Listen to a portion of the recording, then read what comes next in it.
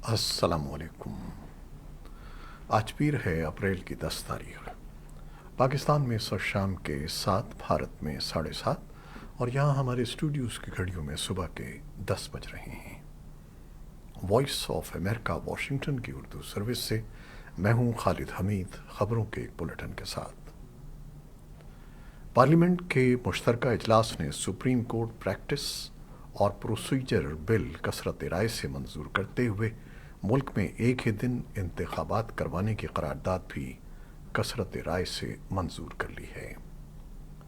Speaker راجہ پرویز اشرف نے ارکان سے رائے شماری کے بعد پاکستانی پارلیمنٹ کے مشترکہ اجلاس میں supreme court practice and procedure bill کی شقوار منظوری دی ہے۔ اس دوران تحریک انصاف کے سینیٹرز نے بل کی کاپیاں پھاڑ کر اسپیکر راجہ پرویز اشرف کی جانب اچھال دیں اور اسپیکر ڈائس کا گھیراؤ کیا اور مسلسل نعرے بازی کرتے رہے۔ ایوان میں مسلم لیگ نون کے رکن شزا فاطمہ خواجہ نے ترمیم پیش کی۔ ترمیم میں کہا گیا ہے کہ قانون منظور ہونے کے بعد ججز کمیٹی کا پہلا اجلاس قواعد و ضوابط طے کرنے کے لیے بلایا جائے گا۔ ترمیم کے مطابق جب تک ججز کمیٹی رولز نہیں بنا لے گی اس وقت تک چیف جسٹس یا کوئی بھی جج میٹنگ بلا سکتا ہے۔ پہلے اجلاس کے بعد اگلا اجلاس کوئی 2 جج بھی بلا سکیں گے۔ اس موقع پر خطاب میں وفاقی وزیر قانون نے کہا کہ صدر نے supreme court practice and procedure bill واپس بھیج دیا ہے۔ اعظم نذیر تارڑ نے کہا کہ دونوں ایوانوں نے اس بل پر بحث کی۔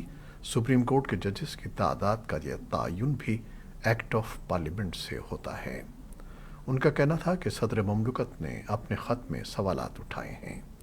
اعظم نذیر تارڑ نے کہا کہ صدر نے جو اعتراض اٹھائے ہیں اس میں قابل اعتراض الفاظ شامل ہیں۔ پاکستان کے افغانستان سے ملحقہ صوبے خیبر پختونخوا کے سیاسی رہنما اور قبائلی لوگ وفاقی قومی سلامتی کمیٹی کے جمعے کے روز ہونے والے اجلاس میں عسکریت پسندوں کے خلاف فوجی کارروائی کی اجازت دینے پر معترض ہیں۔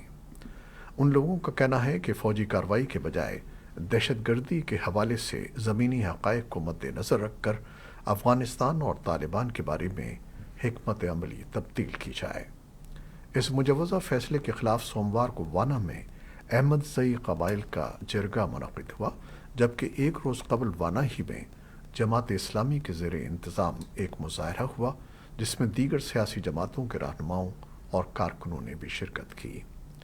جنوبی وزیرستان کے علاوہ شمالی وزیرستان کے قبائل بھی قومی سلامتی کمیٹی کے اس فیصلے کی مخالفت کر رہے ہیں۔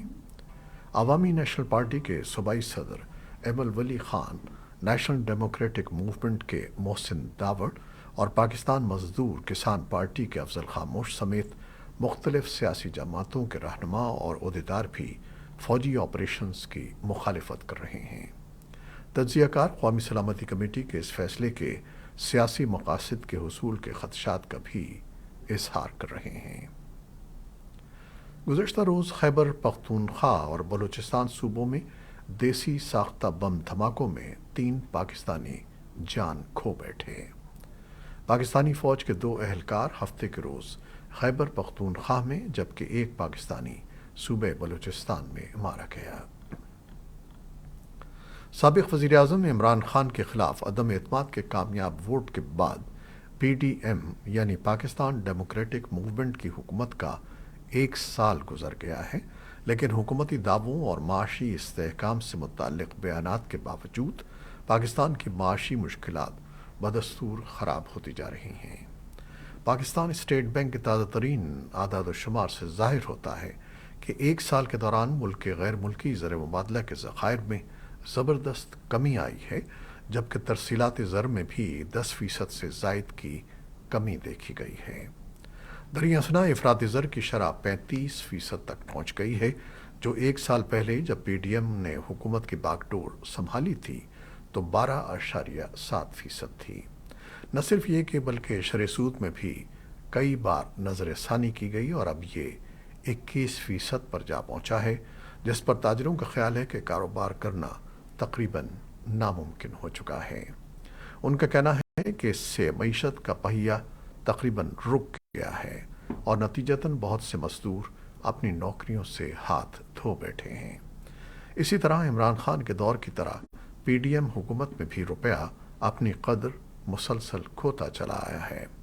गुज़श्ता सिर्फ एक साल में रुपए की कदर 66% तक गिर गई, जो इमरान खान की हुकूमत के 44 माह में कम हुई थी। लेकिन दूसरी तरफ पीडीएम हुकूमत रवां माली साल के पहले 9 महीनों में तिजारती खसारे को 22 अरब डॉलर तक कम करने में कामयाब हो गई है, जो गुज़श्ता माली साल के इसी अरसे में तकरीबन 35 अरब डॉलर था। ताहम मुल्क के मजमूई कर्ज़ों में मुसलसल इजाफा जारी है और पाकिस्तान का कुल वाजिबुल अदा कर्जा 130 अरब डॉलर से भी तजावुज़ कर गया है, जो उसके जीडीपी का 36% के करीब बनता है। दूसरी जानिब वफाकी वज़ीर ख़ज़ाना इसहाक़ डार ने पीर को कौमी असम्बली से खिताब करते हुए कहा कि हुकूमत की पहली तरजीह मुल्क को डिफ़ॉल्ट होने के ख़तरे से बचाना था और इसके लिए बाज़ मुश्किल फ़ैसले भी करना पड़े। तालिबान के ज़ेरे कंट्रोल अफ़गानिस्तान की रेलवे अथॉरिटी के हुक्काम का कहना है कि गैर मुल्की फ़र्म को ट्रांस अफ़गान रेलवे मंसूबे की फिजिबिलिटी स्टडी की जिम्मेदारी दे दी गई है, जो उज़्बेकिस्तान को अफ़गानिस्तान के रास्ते पाकिस्तान से जोड़ेगी। लेकिन अफ़गानिस्तान की रेलवे अथॉरिटी के एक एहलकार अब्दुल बारी सिद्दीकी ने एक न्यूज़ कॉन्फ्रेंस को बताया कि फ़र्म के इंतखाब के लिए अभी हतमी फ़ैसला नहीं किया गया है। उन्होंने कहा कि पहली बार उज़्बेकिस्तान, पाकिस्तान और अफ़गानिस्तान की मुश्तरका तकनीकी टीम ने गुज़श्ता साल अफ़गानिस्तान का दौरा किया और रेलवे रूट का मुताला किया, जो इन तीनों ममालिक को आपस में मिला देगा। अफ़गान नजाद फ़्रांसीसी सहाफ़ी मुर्तज़ा बहबूदी की अहलिया अलेक्जेंड्रा मस्तोजा ने एक ट्वीट में तालिबान हुकूमत पर जोर दिया कि वो रमज़ान के तक़द्दुस का ख्याल करते हुए उनके शौहर को रिहा करें। तालिबान ने मुर्तज़ा बहबूदी को तकरीबन 3 माह कबल काबुल से गिरफ़्तार किया था और उनकी गिरफ़्तारी की वजह के बारे में कोई तबसरा नहीं किया गया। बैनुल-अक़वामी मीडिया सपोर्ट ऑर्गेनाइजेशंस बशमूल RSF ने भी तालिबान पर जोर दिया है कि वो उसको रिहा करें। तालिबान ने हाल ही में अफ़गानिस्तान में 3 बरतानवी शहरियों को गिरफ़्तार किया था।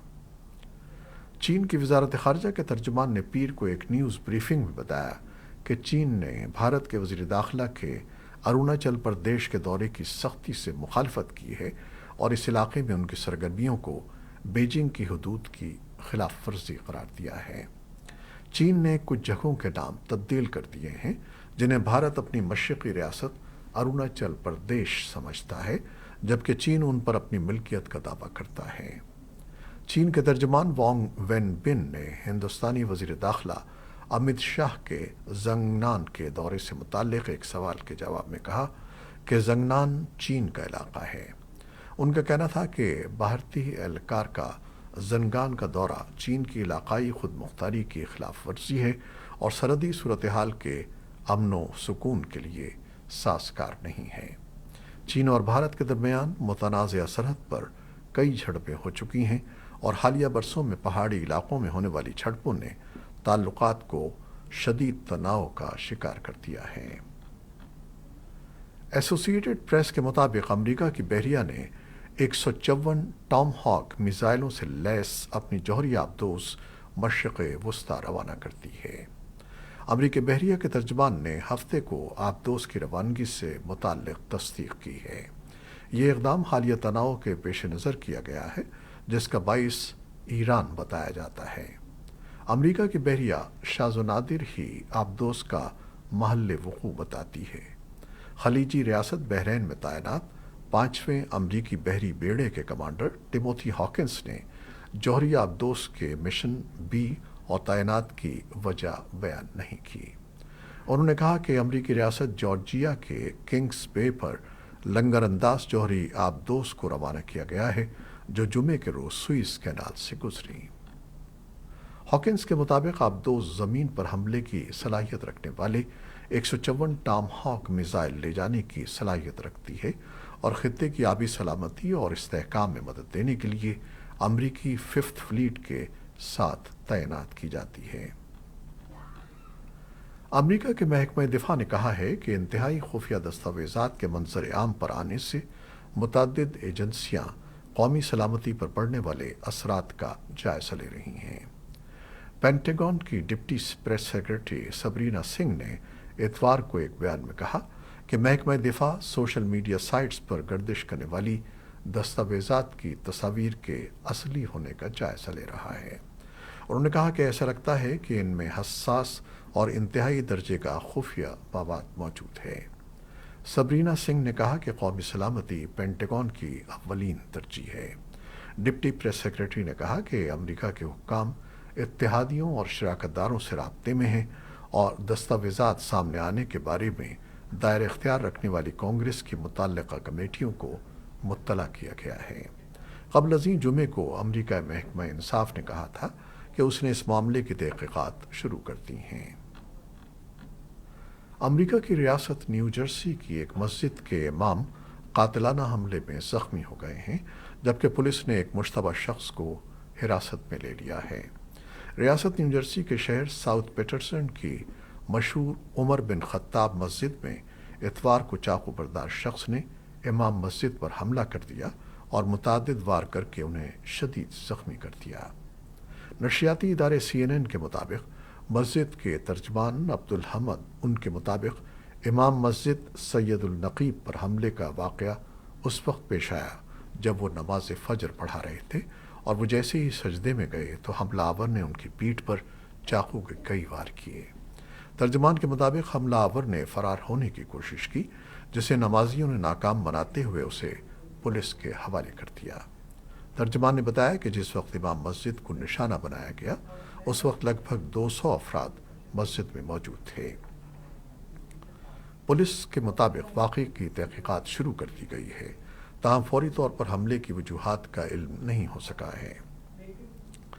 واقعے کے بعد میئر آندرے سیوف نے جوزف یونیورسٹی میڈیکل سینٹر میں زیر علاج امام مسجد کی عیادت کی اور بتایا کہ سید نقیب کی حالت تسلی بخش ہے۔ یوکرین سے متعلق خبریں۔ یوکرین کے جنوب مشرقی شہر میں ایک رہائشی عمارت پر روسی فضائی حملے کے نتیجے میں زاپوریژیا میں 2 افراد ہلاک ہو گئے ہیں۔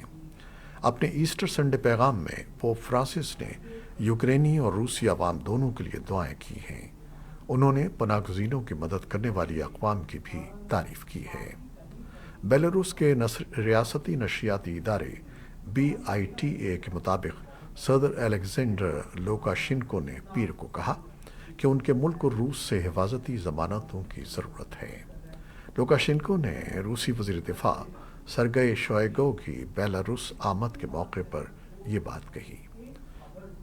بیلٹا کے مطابق لوکاشینکو نے گزشتہ ہفتے روسی صدر ولادیمیر پوٹن کے ساتھ اپنی بات چیت کا حوالہ دیتے ہوئے کہا کہ دونوں رہنماؤں نے بیلاروس کی جانب جارحیت ہونے کی صورت میں روس کی طرف سے بیلاروس کو تحفظ فراہم کرنے کی ضرورت پر تبادلہ خیال کیا۔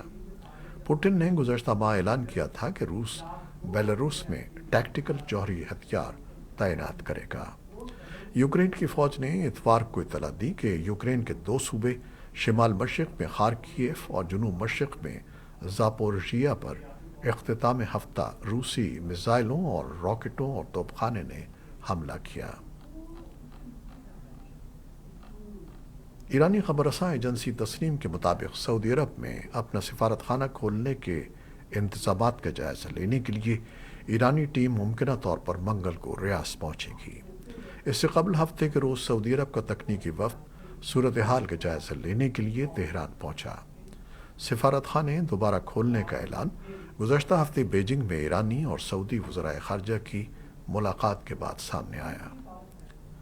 مقامی حکام نے پیر کو بتایا کہ فرانس کے ایلپس کے پہاڑی سلسلے میں اتوار کو برفانی تودہ گرنے سے مرنے والوں کی تعداد 6 ہو گئی ہے، جن میں 2 پہاڑی رہنما بھی شامل ہیں۔ حکام کے مطابق پیر کی تلاش کے دوران 6 شخص کی لاش ملی ہے، جبکہ ایک شخص کو معمولی زخموں کے ساتھ ہسپتال لے جایا گیا۔ تاہم 8 افراد اس حادثے سے محفوظ رہے۔ متاثرین کی شناخت کے بارے میں تفصیلات فراہم نہیں کی گئیں۔ یہ تھیں وہ خبریں جو فیس بک لائیو پر ہم نے آپ کے لیے پیش کی۔ ہماری ویب سائٹ، یوٹیوب اور پوڈ کاسٹ پر یہ بلیٹن آپ کے لیے پوسٹ کر دیا جاتا ہے۔ آپ ہمارے بلیٹن کو شیئر کرتے ہیں اور اپنے کمنٹس میں اپنی محبتوں کا اظہار کرتے ہیں، جس کے لیے ہم آپ کے بے حد ممنون ہیں۔ ہمارے ان کاوشوں کو آپ سراہتے ہیں، ان کو سراہتے رہیے گا۔ کیمرامین سید اصفر امام اور قذافی بابر کے ساتھ قمر عباس جعفری ہمارے نیوز ایڈیٹر تھے، ان کے ساتھ خالد حمید کو بھی اجازت دیجیے گا۔ اللہ حافظ۔